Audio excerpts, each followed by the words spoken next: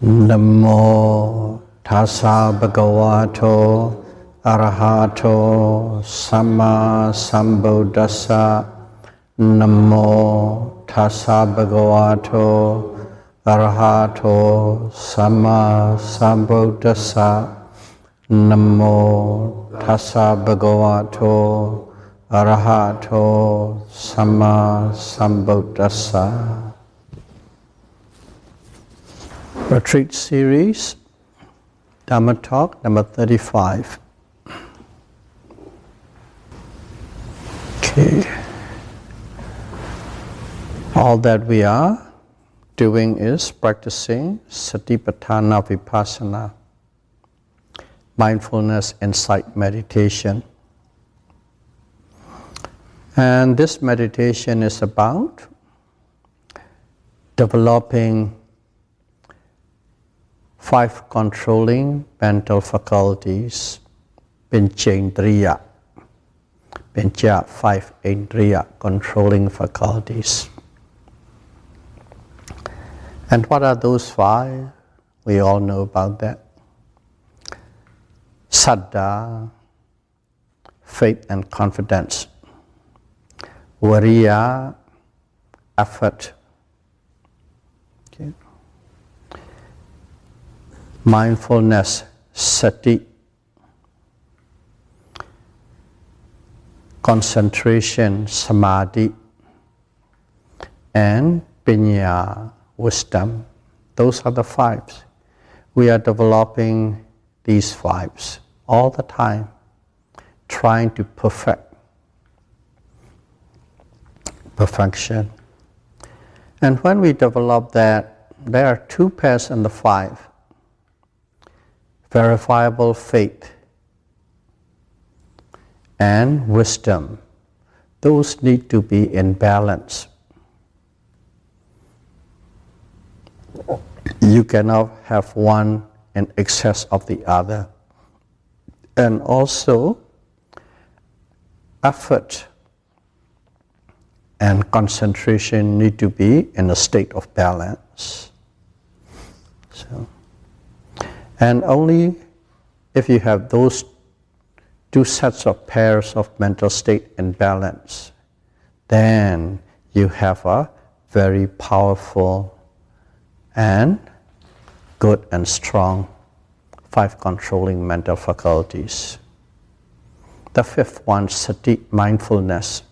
It's said that you can never be in excess of it. Stand alone and always in need. You will never be in excess.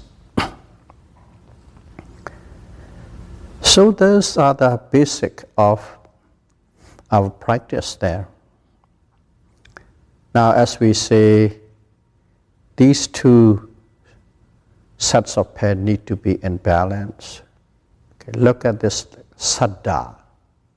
Okay, you can call it verifiable faith or confidence, saddha. If one has an excess of saddha, at that moment, on a practical level, if you are observing the objects moment to moment, with excess of saddha, one cannot see the object with clarity.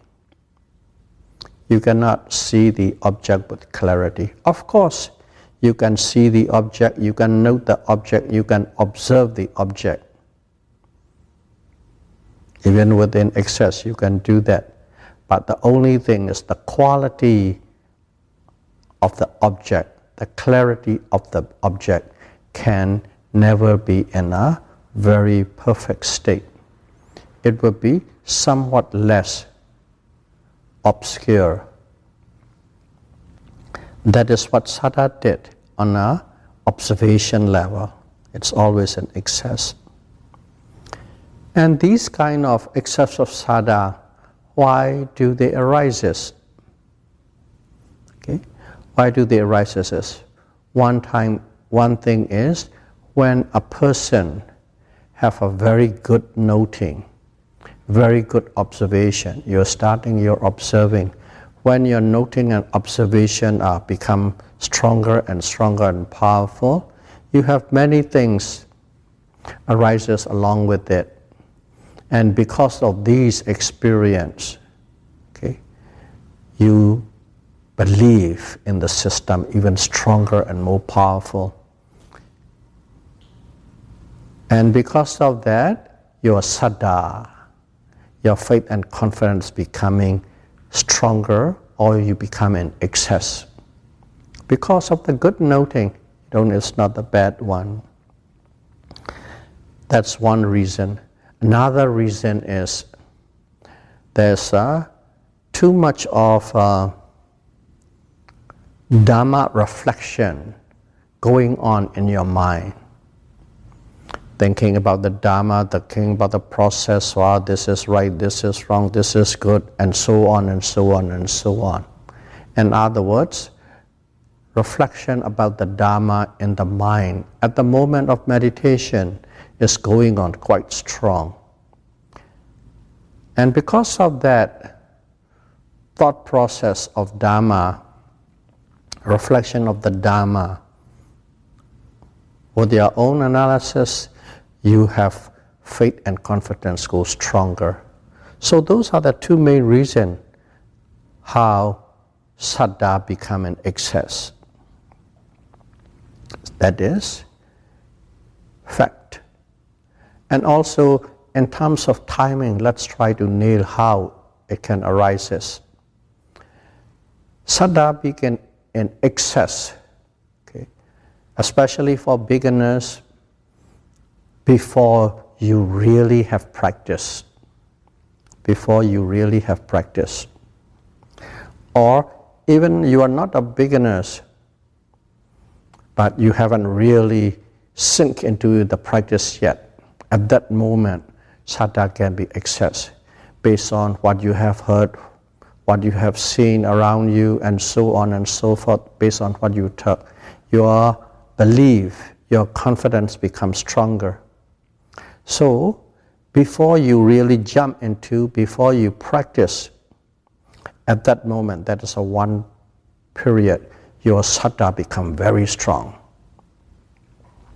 Based on what you see, what you heard, what you analyze, what is happening around your condition. And that kind of saddha, you can call it is more closer to blind faith, because you don't know yet. It is just that you're starting, so it is closer to blind faith. And whenever the word blind faith comes, people really believe, no rhyme or no reason. And here there is some rhyme and reason, but regardless, it can become excessive.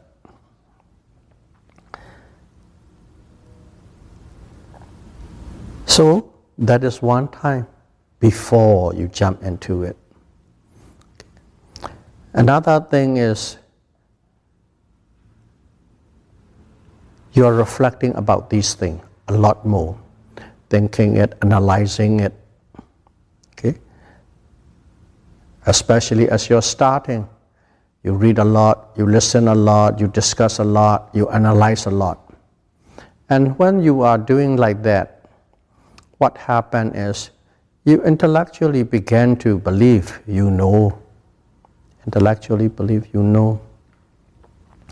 And these things, these reflection, the analysis, it's called, Pali word is called vitat. Vitat. And this vitat is so much analysis, and in that you flow into it. Okay? You flow into it. And when you flow into it, what happens? There's so many thoughts come in, and you still think it is Dhamma. You are practicing, you're meditating. But actually, it is called an excess of wisdom, piññā. But it's not really the true piññā as we are trying to search for. It is the intellectual knowledge that you become in excess and you think a lot. So that's what you can become when you are at the starting point. You think a lot. And also, not before now, you start practicing.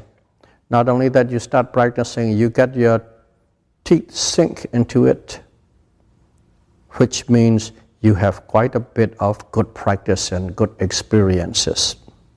So when you have these good experiences, what happens? You flow into it and you start reflecting about it, you start analyzing on it, you start putting into the pigeonhole and place into it. Again, what happened was you go into the reflective process, thought process again. And in that way, second part, the first one is before, here is after you have progressed. You can go into those thought process again, and then you can have an excess of saddha, if you are sinking into that feeling. But if you are not sinking into that feeling, you go into the super analytical process. Especially, there are people on a basic level, their minds are quite sharp. They can analyze things. Without meditation, they are already, that is the mindset they are born with. Let's say your genetic brain has a strong, powerful, analytical, logical nature. Then when you go there, there's so much thoughts come and you analyze it. And when you analyze it, of course, you apply all sort of information that you have. And some of the analysis are pretty good. And there is a word for it in Pali. I mention that quite often, and you have heard it, called Yoniso Manasikara. Wise attention, wise reflection, or wise thought. That one. And as soon as you become wise reflection, it's most of the time, it's only the speed difference there's between one and others, but simply still it is the thought process going on, reflective process going on. And that one again, what happened is you are in excess of wisdom. That's what you call excess of wisdom. But not really the true wisdom, not really the true pinya, excess of wisdom. It is called vitat. Vitat is simply a lot of reflective process going on. Not the true wisdom, but you think it is a true wisdom. As an example, what can happen? Okay, we can put it in your, let's say, daily life. Let's say you read a lot, you understand a lot of Dhamma, you heard a lot of Dhamma. Let's use one word or one example, dana. Dana is generosity or giving. Okay, dana is generosity of giving. But in here, you also understand. You also understand. And whatever you do, in the word karma, the true, precise meaning of karma is volition. We simply say doing, action, but actually the precise is volition. So what it is you are quite knowledgeable, you understand what karma is volition, dana is giving, generosity. And when you give dana, you got a kusala, wholesome result, or wholesome karma, or wholesome merits. These are the information you have. So, what happened? You have a very sharp mind. We have a very critical mind. Oh, you get a good karma. The real thing is volition. As long as there's a volition, you got a wholesome, good merit, good karma. So giving, generosity. As long as I have the volition to give, I really want to give. I have the great desire to give. That's a state. If I have a great desire to give, I am creating an enormous amount of volition. Now I got the good karma. That's it. You simply stop there because you know volition is karma, volition is good merit. But you don't go to the next step. You don't actually do it. You don't give it. You don't have to give. Because giving is not the true karma. The true karma is volition. See how your mind plays. Your mind is you're very smart, you play. So you do not actually give, but you keep thinking about great desire of giving, and you just stay there. I got good karma, finish, my job is done. That's what happens when you are very smart, too clever for your own good. And in here, the truth is, yes, volition, but you don't analyze this. As soon as you have volition, automatically, if you keep it on a normal playing field, as long as you have a volition, automatically the action follows. The commitment is necessary. Volition alone is not submission. Commitment to complete that volition. Only then true karma will arise. So this is the play of the mind. It is not that you are truly giving, you always stop with volition, you don't do it. The true mental state that is arising is miserliness and stinginess. You don't truly want to give what you have. You stop with volition. This is one example of what is the excess of wisdom. It is not the true wisdom. It is you are too clever, you play around, and you become a spin doctor. As you become a spin doctor, you weave the way you want to see, you want to do, you want it to happen. Careful about these things. That's why excessive wisdom, is it truly an excess of wisdom? But it is not truly true wisdom. It is with that. A lot of powerful, analytical, logical, rational mind playing. That's one example. Okay? And that is you can see in your daily life. Another one is, okay, you're practicing and there's a lot of experiences and you start analyzing your experiences. Oh, this is nama, materiality. This is rupa, mentality. This is ceta, this is consciousness, this is body. Oh, this is the beginning, this is the end, this is anicca. You just go on and go on and go on, very sharp. One after the other. You think it's very good. Here, I'm watching, I know these things. What am I doing? Oh, I'm knowing my mind. I know. Because I know my mind, I'm practicing Citta-nupassana. This is how you are, concluding, rationalizing, justifying what you are doing. But as long as you are applying, this is nama, this is rupa, this is anicca, this is the beginning, this is the end. Okay. If you are reflecting, and then you know what you are reflecting. Reflect and you know, reflect and you know, reflect and you know. And I'm doing Citta-nupassana, mindfulness of the mind. That is not true wisdom. You think you are deceiving yourself. You reflect and then you justify with you know what you're reflecting. You reflect, you know what you're reflecting. And the reason and the way you are doing is because you like it that way. You love it. You love to reflect and then you justify with I know what I'm reflecting because it is Citta-nupassana. These are the traps that goes in. The more you practice, the more you become experienced, you will see these things. That is not true knowing.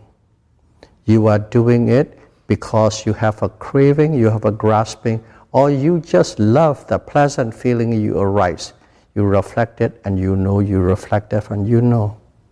Very subtle, very thin line, and you think you are doing the right thing, but that is not right, that is incorrect. Okay.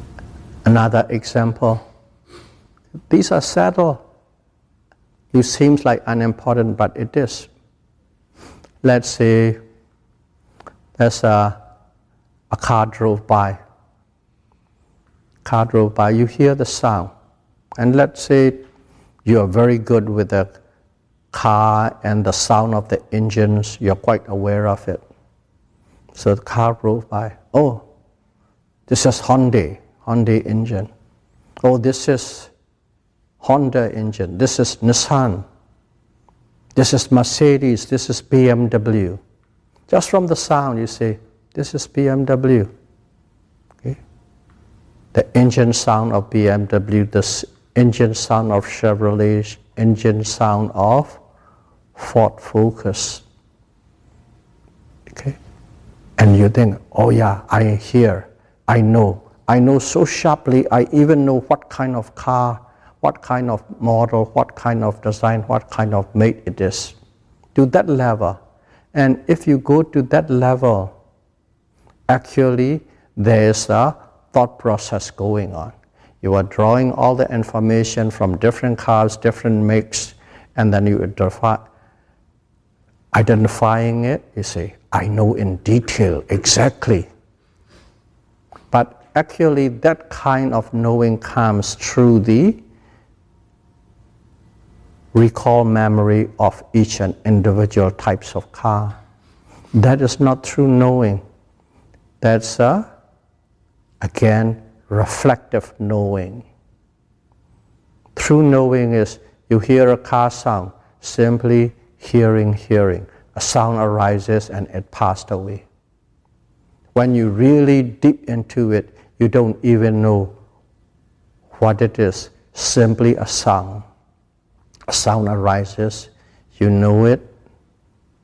You might feel vibration, you might feel the pitch, you might see simply fade away. That is true knowing. So, these are subtle, and also we say, look at deeply in details. And as soon as in details, you think you have to put a lot of adjectives. That is one misnomer you need to take care of.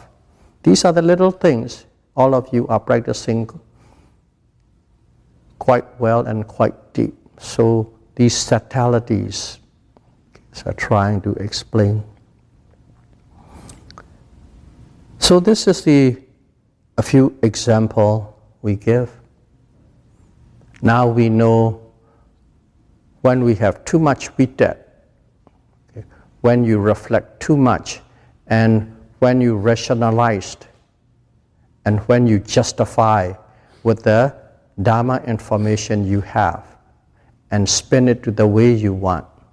There's a saying in here, if you have an excess of wisdom, we just say wisdom, let's say excess of pinya, wisdom. In other words, too much intellectual information and too much analytical power, you become dishonest. That's a direct saying. You become dishonest means it is not that you're lying. You begin to spin the way you would like to see, you would like to happen, you would like to experience. So just simple saying is, too much of wisdom will create dishonesty. And in here, one should know this wisdom is not the true wisdom, but it is the vidya, a lot of mental, analytical process going on. So, very simple in here. We are trying to explain these things because these are the pitfalls. But go back to the basic. There are only two things you need to do. You need to do in your observation. One, object arises, always aiming at the object that is arising. Precise aim, which means you precisely and exactly know when it's come to be, when it arises. And then stick with it. Stick with that object that arises till it disappears. It's not in the book, I just use two words, aim and stick, aim and stick, aim and stick. That's it. So simple, two words. And if you can follow that aim and sticks, you are doing precisely what you are supposed to be doing in this meditation. But at the same time, our minds are not that simple. It's quite complicated and it's dragged us into many little pitfalls. So simply remember aim and stick and you'll be in perfect position.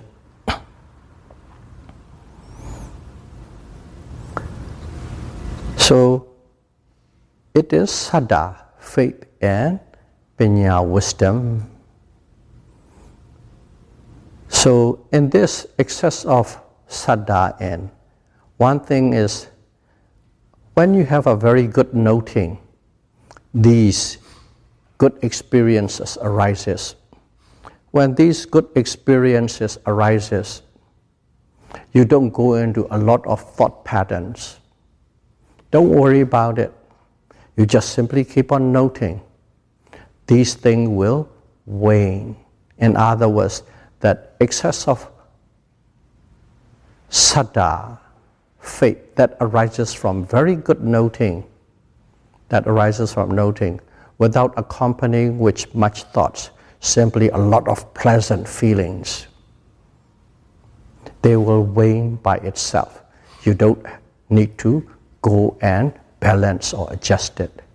But if the Saddha arises from a lot of thoughts, a lot of reflections and analysis, that thing you need to. How would you do it at that moment? Only you can do it. You have to be resolute. You observe the object harder, closer, deeper, more penetrative. Instead of on the words, staying on the words, you observe it harder, deeper, penetrative, harder, deeper, penetrative. The closer and closer, and you observe, all your reflective words, reflective thoughts will disappear, and you will get back to the state of balance. That's how you can maintain it. Two things. Saddha arises from good experiences, not accompanying with much thoughts. Don't worry, keep on observing, it will wane and adjust by itself. But Saddha arises from a lot of thoughts. You really have to forcefully, with tough, hard, close, penetrative observation, look to the object must be applied. In that way, you can balance out the excessive Saddha. Okay?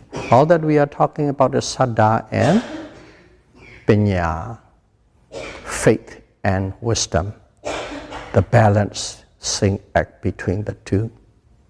And also we said about another pair is Viriya, effort and concentration, Samadhi. Okay? Need to be in balance. So let's see this Viriya. In general, we just say, what is Viriya? Effort and energy. But let's go it a little bit more critical and more detailed, technical basis. Effort and energy is different. Okay? I already explained in one way. Energy is something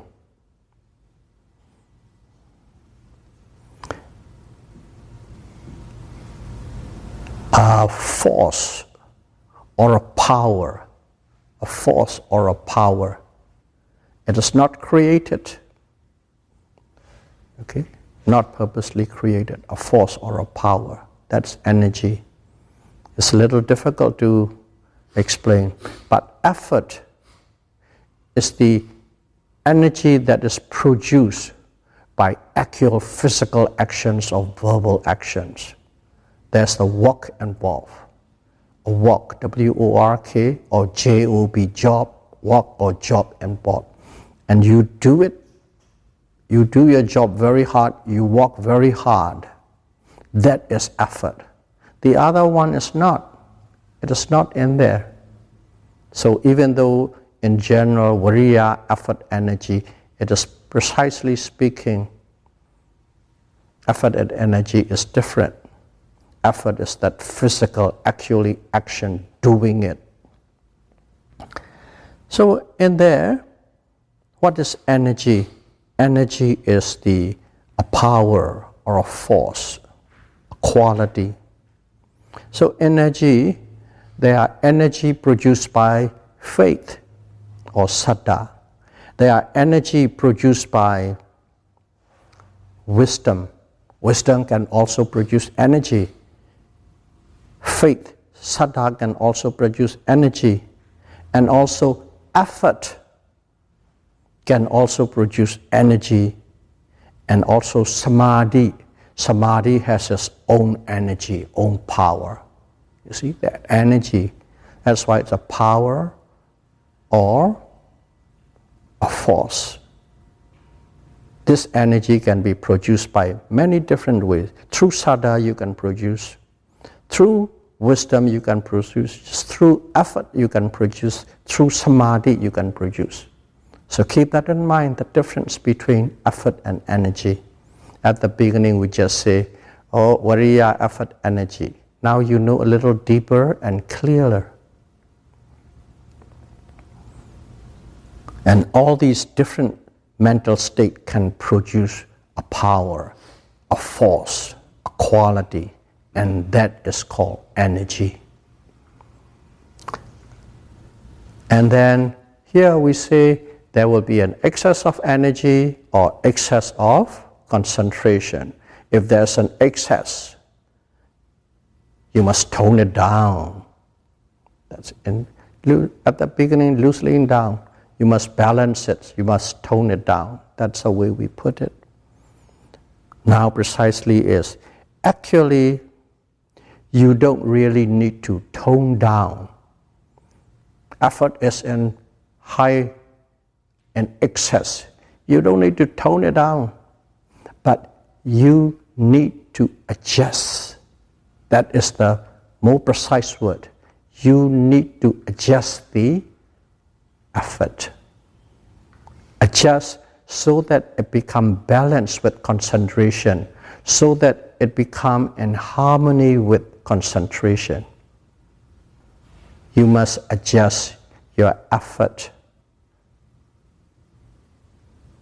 so that it becomes in harmony with concentration. But normally we just arm waving, say, oh, too much, tone it down, too much, reduced it, that kind of saying. But to understand correctly is one must adjust the energy to harmonize with concentration. These two. And if you understand that way, your approach, your application will automatically become different. So that is an excess of energy. Okay. As an example, two people are in conflict. If two people are in conflict, okay, tone it down, lower it down, back off. No, if two people are in conflict, they have to adjust each other's position so that they can communicate harmoniously. If two people are in conflict, don't say you are overdoing it, you are underdoing it, you are wrong, you are right, nothing. Two people get in and adjust their position, their standing, their viewpoint, so that it harmonized between the two. That's what adjustment, that's what balance means. Not pulling it down and not pushing it up. In general, that's how we put it, but now you need to understand even deeper. Adjusting to harmonize a condition between two people, between two mental states, between two opposing forces. That is how one needs to. Okay, fine. If that's the case, what? Effort. Okay? Viriya, effort. Viriya is what? Effort. Or to put viriya in other way, it is energy produced through effort. Okay? It becomes a little complicated when we use words. When we say effort is you are actually doing something. You are doing a job, you are doing a work, you are engaging something. So what is viriya? Viriya can be said straight out effort, or it is the energy produced through effort. That is effort. So in other words, why is this viriya becoming excess? Okay. That's for the practitioners to do. Some of the practitioners, I'll put it bluntly, they are very greedy. In what way are they greedy? They are practicing so hard. And they're greedy. They want to grow very fast. They want to hit fast and hard. They want to see the Dhamma, if possible, the next sitting. And they want that insight. They want to know the Dhamma so fast, so hard, and better than anything else. That kind of desire is driving in them.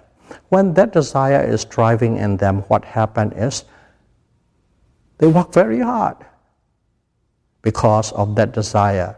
And when they work very hard, they produce an excess of effort. That's how the viriya become in excess. One type is they want their Dhamma to grow fast and hard and see it as soon as possible, grow as soon as possible, the best as soon as possible. That's one reason of excess in effort. Another reason is, we all know now, when we observe it, our meditation is not a singularity, it's the multi-objects meditation. We observe many objects.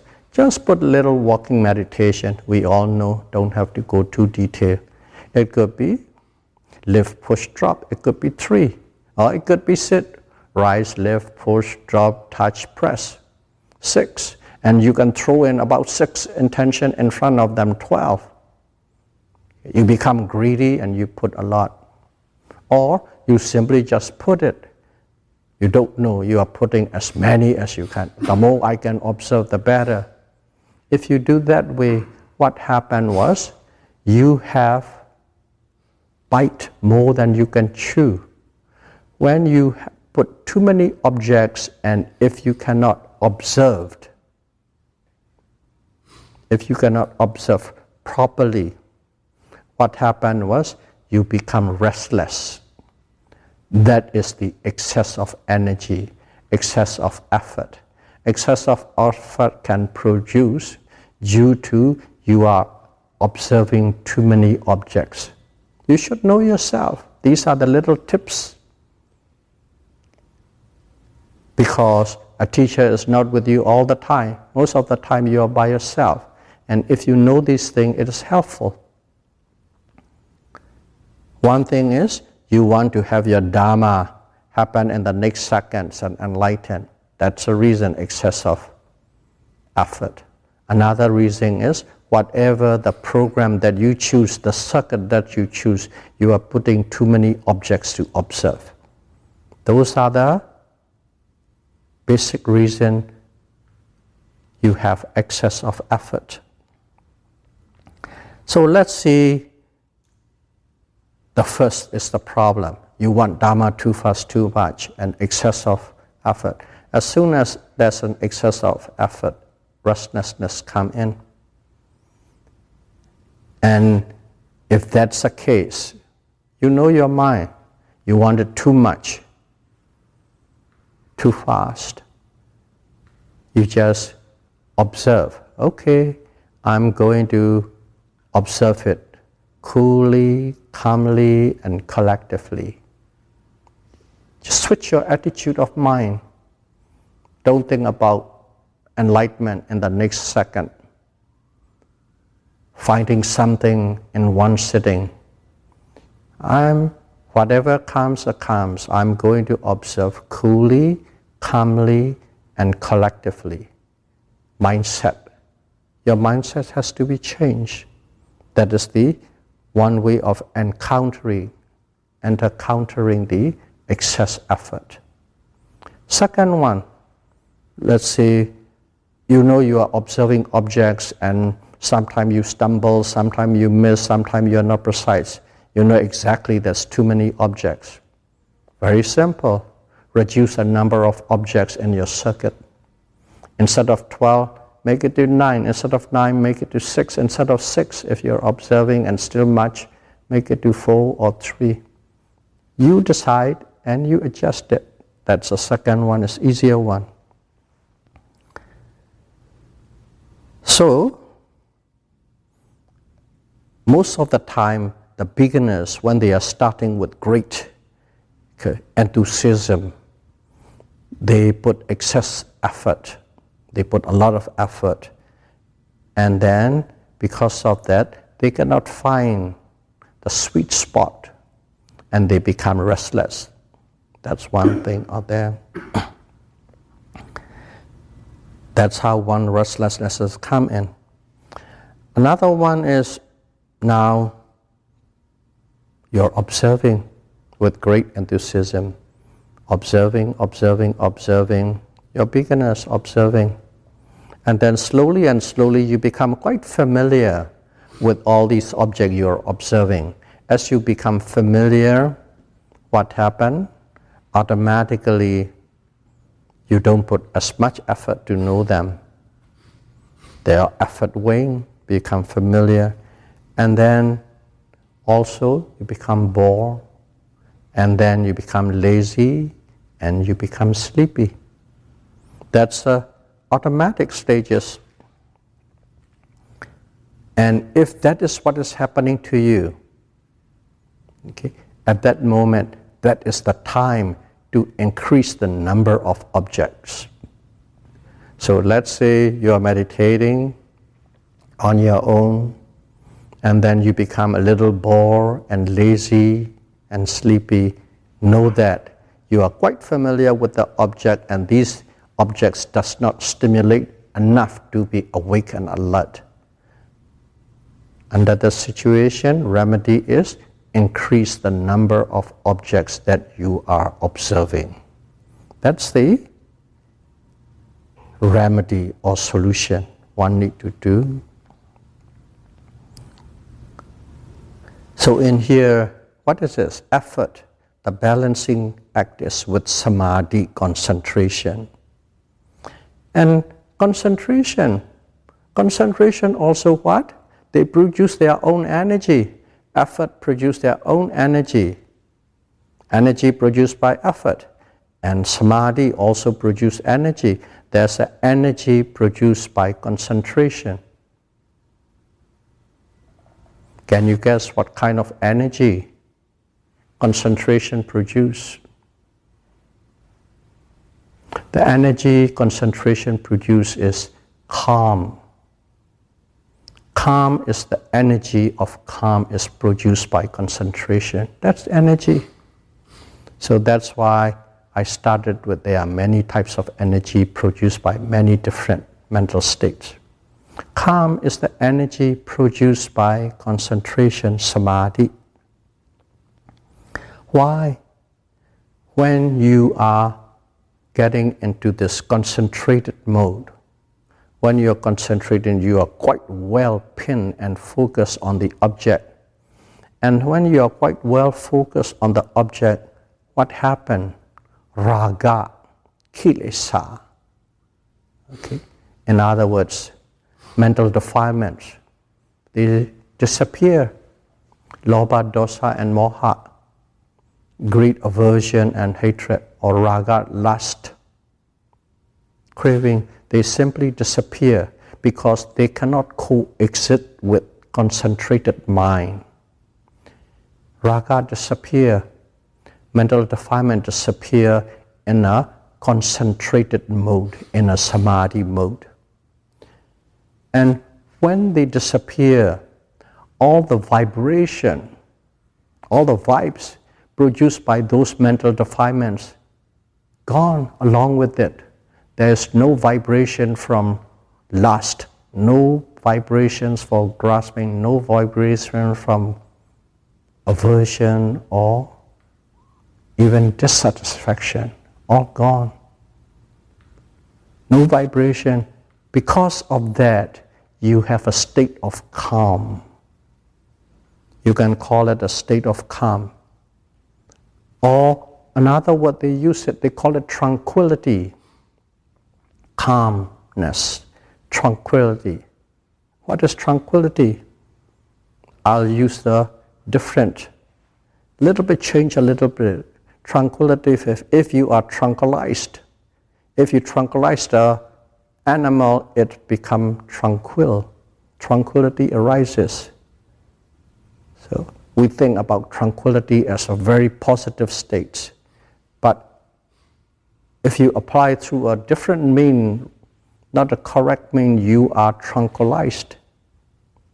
Calm, tranquilized. These kind of states come in because there is no vibration from mental defilements. That's a reason.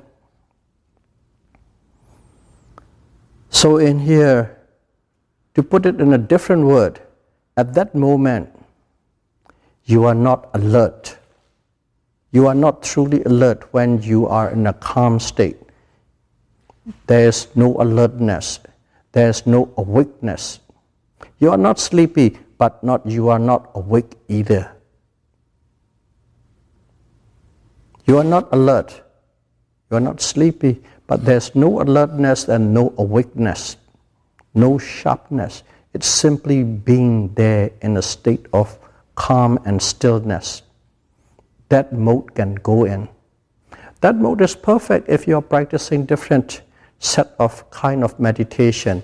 But in this type of meditation, that state of calm is not conducive for insight. And at that moment, one needs to really observe the state of calm, the feeling of calm, the energy of calm, and you have to see calm, calm, calm, calm. You have to note the calm. It's very difficult when you got into that state. It feels so good. You don't want to observe it. You don't want to observe that calm. But Vipassana job is to observe that state of calm. Calm, calm, tranquil, tranquil, serene, serene. Whatever the state is and whatever word that really click you observe that state. And if you state that, and if you can succeed it, that calmness will disappear, that tranquility will disappear. But it's funny, we always thought we are meditating to be calm and tranquil and serene, and our meditation, we are trying to note it. Note that it is not that. We need to understand calmness and tranquility is simply under the same law. What law it is? The law of arising and passing away. The law of impermanence. The law of anicca. That's what we need to know. If we don't know this, tranquility and calmness is not under the law of anicca or impermanence. If we think this is above that law, then we'll be stuck there, so to speak, forever. But we must know that it is. That's why you must note the calm as calm till they disappear. That is how you can adjust your concentration. That is how you can adjust your effort. At the beginning, I have mentioned it. Okay? Note the calm till it disappears. So in here, notice calm. Don't say, oh, there's no alertness, there's no alertness. You don't note as no alertness because you cannot note what is not there. You must note what is there, what you can experience. What you can experience is calm, not no alertness.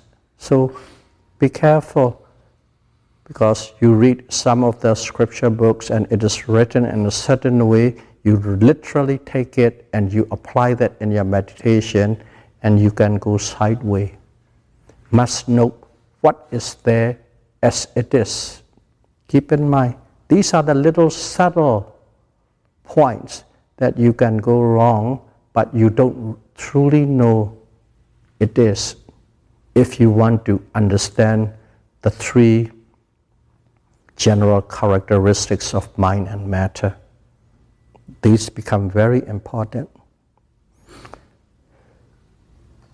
So, the effort and energy, in a very simple way, increase the object to adjust it, decrease the object to adjust it as it is necessary.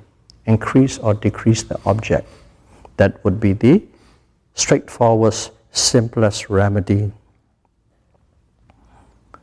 And also there's one little misunderstanding from the point of yogi in the retreat, and you are in excess of effort, and the teachers know that you are in excess of effort.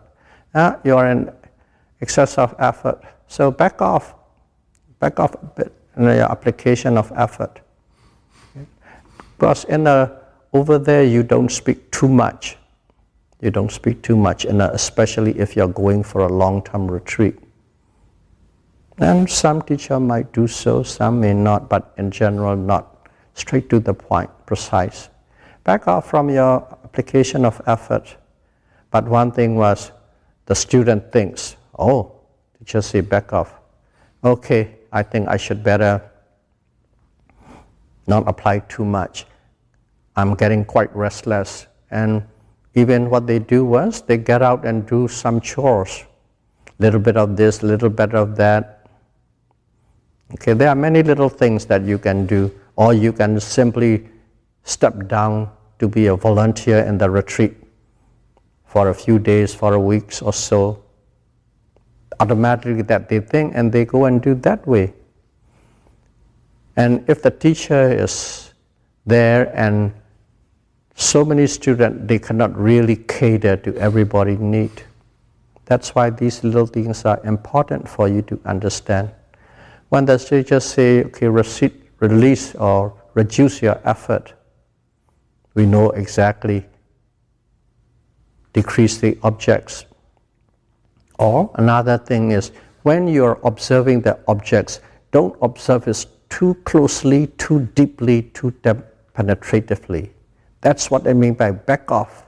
You observe it from a distance, a little bit of a distance from the object. Okay? The example we use quite often is a stream of lines of ants. When you go really about 6-7 inches, it's very close. You can see exactly there's a long guide. When you go back about 20 feet, there's just a black line. When you look about 5 feet away, so basically whether you are 6 inches away or 5 feet away or 10 feet away, that is close or not close. The same thing, this is a mental object.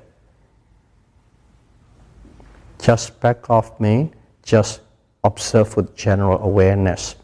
By doing so, your restlessness may go down,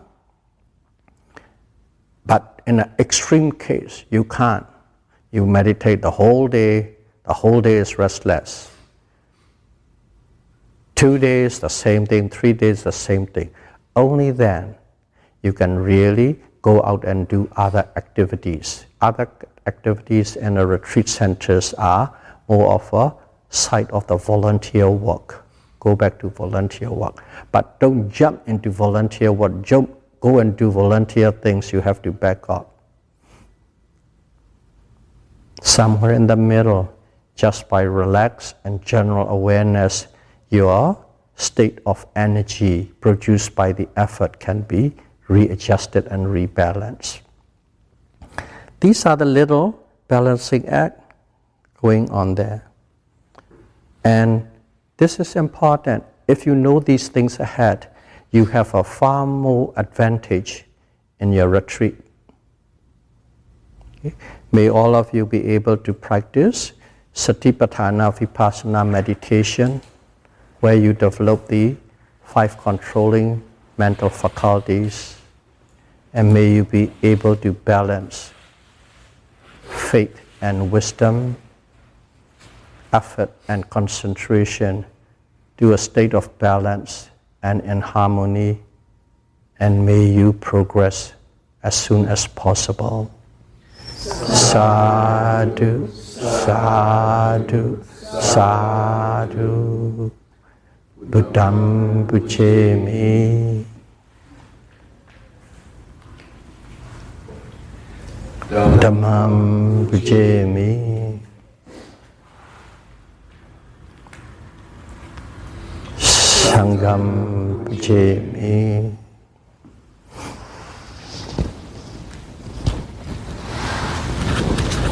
Thank you very much.